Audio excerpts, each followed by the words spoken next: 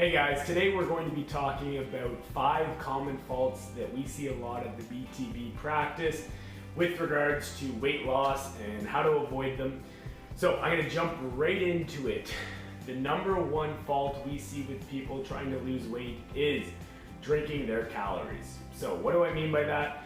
Basically what we're looking at is people make the fault of consuming too many sugary drinks, whether it's soda pops, colas, whether it's juices, doesn't really matter. These drinks are high in sugar, and a lot of times people make the mistake of not realizing how bad they actually are for us and how many calories are actually packed into these drinks. Okay, so the problem is with removing them. There's a reason you drink these drinks, because they taste good, right? And if it's been a long time, you're one of those people who has a Coke a day, that it can be a very hard habit to break, to just cut out pop completely.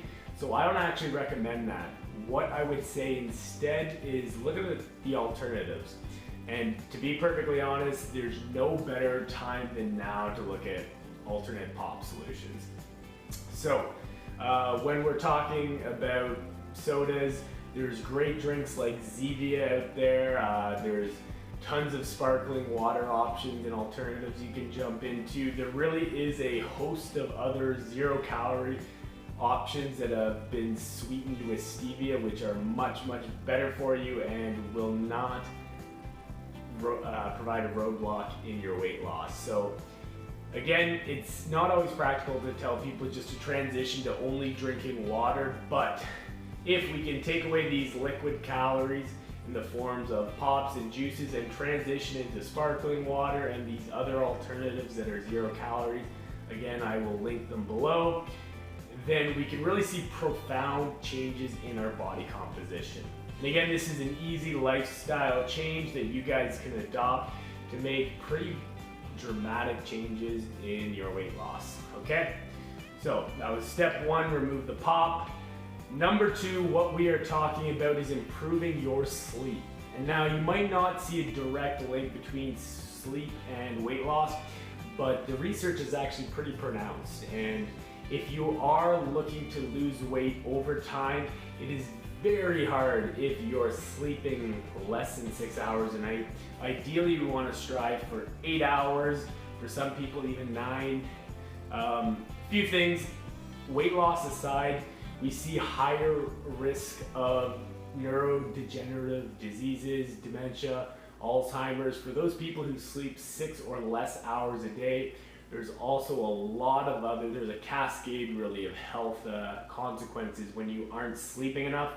You have leptin and ghrelin, these 2 hormones in your body that regulate hunger, and when you aren't sleeping, they actually get kind of pulled out of balance and you're much more susceptible to eat poorly. So, solution, I'm gonna give you guys 2 things right here. When it comes to improving your sleep, the first thing I would say is try and remove electronics at least an hour before bed.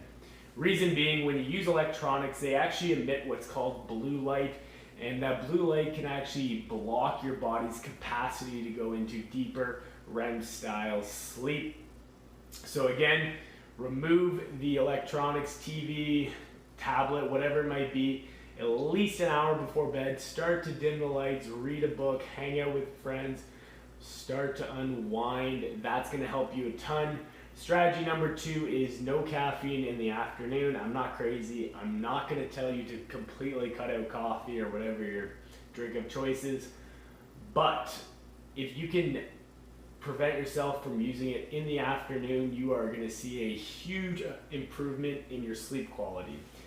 If you're wondering just how bad of a sleeper you actually are, what you can go ahead and do is buy this cool little device. It's called a Whoop band.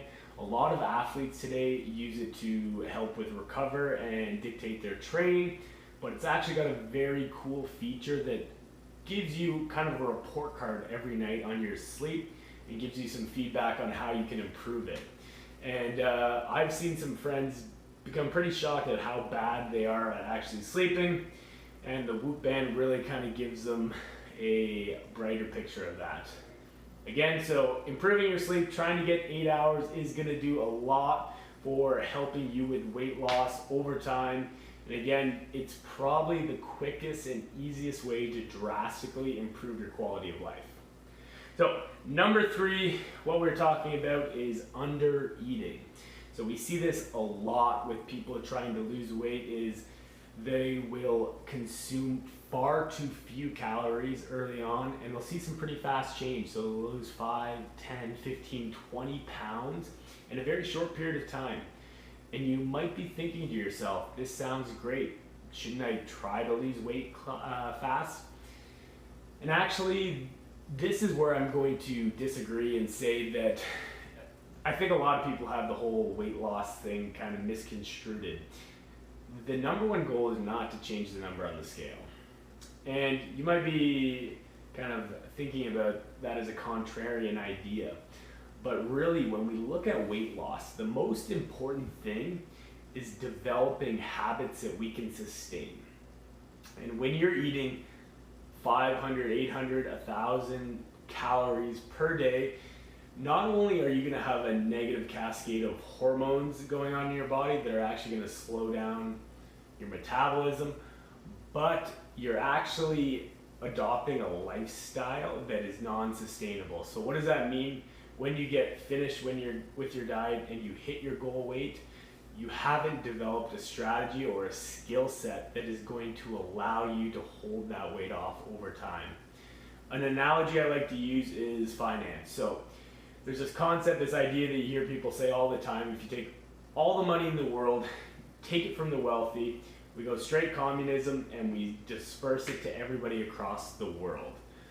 Now, what would happen? You would not see equality. Rather, what you would see is the people who were wealthy would actually find the money back in their hands after a short period of time. And why is that? It's because they developed the skills, strategies, the knowledge, and the understanding, the daily habits that help them get wealthy. And they're going to use those same strategies and habits to hold on to the wealth. And that analogy transfers with pretty good allegory over to weight loss. If you lose a ton of weight real fast, it's kind of like winning the lottery. You get all this money, but you don't know what to do with it. And so if you don't have a slow, sustainable approach where you build up strategies, habits, and routines that are inducive to weight loss, then you're probably not going to hold on to it. That's why I advocate for slow change, using habits that you can hold on to long term when it comes to your weight loss. It's not about moving fast, it's about finding a strategy that you can hold on to long term.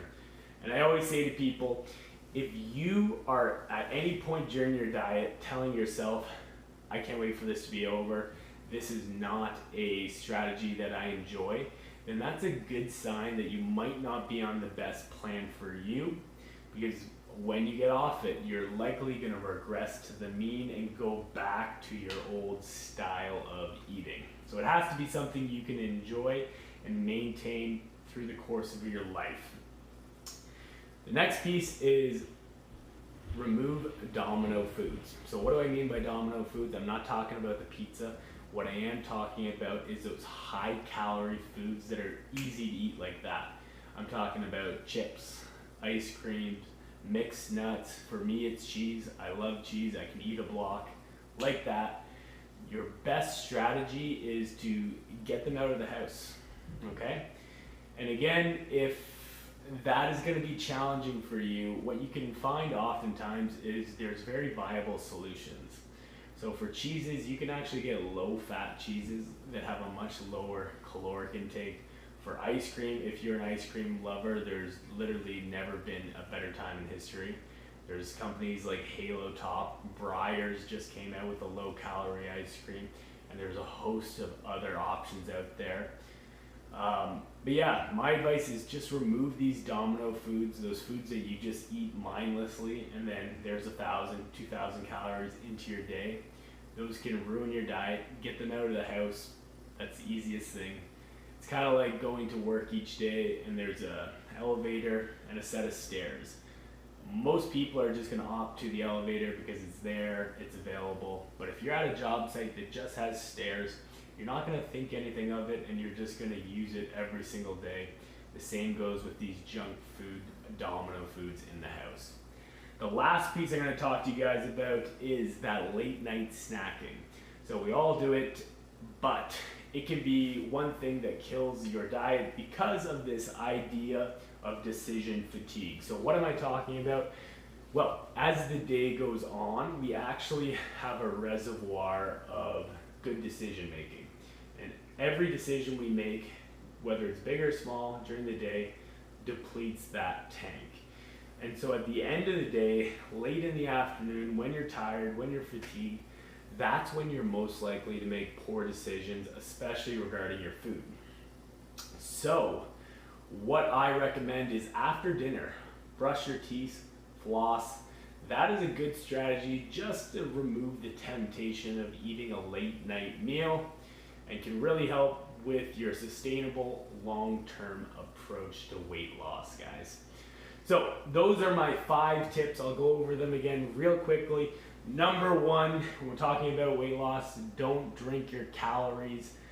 There's plenty of viable options out there aside from soda pop, and you don't have to drink just water. That's going to be huge for you in the long term, just because of the sugar content. The calories are so high in these foods. The next strategy, try and get more sleep. If you have difficulty sleeping, try not looking at electronics late at night. No coffee in the afternoon. That's really going to help you. Step number 3, don't undereat. This is huge. I cannot emphasize this enough. It's all about sustainable, slow, long-term weight loss. The research shows that has a much more profound long-term effect than losing weight quickly. Number 4, domino foods. Get them out of the house. Remove them, and if you can't remove them, try and find a much more calorically sound option, or just have smaller quantities in the house. Don't have the giant bucket of ice cream, have this little containers. That's going to help. And last, remove the snacks at the end of the day. So what we're talking about is no more late night snacking. Simple solution, floss and brush your teeth right after dinner, then you'll be less inclined to want to snack at the end of the day. Those are my 5 tips of the most common faults we see with our Between the Bumpers athletes when it comes to weight loss. Now, if you're looking for something a little bit more comprehensive, if you're looking for accountability and somebody to actually guide you through the process and talk to you about macronutrients and meal plans and the exact steps you need to take to have a long-term sustainable approach, we do offer one-on-one coaching with our very talented coaching staff to help you with that nutrition piece. So if you're looking to get weight loss and the programming is not quite working as well as you would like, and you want some more guidance with regard to nutrition, reach out to us and we'd be happy to help you guys. Keep on training Between the Bumpers, and if you have any questions, leave them below.